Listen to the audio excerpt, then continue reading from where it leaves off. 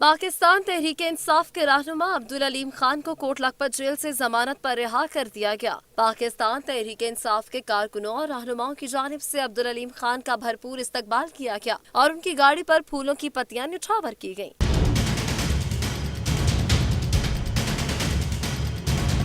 इस मौके पर तहरीक इंसाफ के कारकुनों और रहनुमाओं की जानिब से अब्दुल अलीम खान के हक में भरपूर नारेबाजी भी की गई। मीडिया से गुफ्तगू में कहना था कि आज मुझे अल्लाह ताला ने सुर्खरू किया है। इस मौके पर सहाफी ने उनसे सवाल किया कि आज रिहाई के मौका पर पीटीआई की क़यादत नजर नहीं आ रही है, जिस पर उनका कहना था कि कोई बात नहीं, क़यादत नहीं, कारकुनान ही असल ताकत होते हैं और असल रिश्ता उन्हीं के साथ होता है। जिस वादे के साथ तहरीक इंसाफ में शामिल हुए थे, आज उसी वादे के साथ खड़े हैं। हम इमरान खान के साथ ही हैं। हमारा कायद है इमरान खान का कामयाब होना, हमारे मुल्क का कामयाब होना है। उनका मजीद कहना था कि अवाम ने इमरान खान को जिस उम्मीद पर वोट दिया है, इस पर पूरे उतरेंगे। ओहदा रहे ना रहे, वो अवाम की खिदमत की सियासत करते रहेंगे।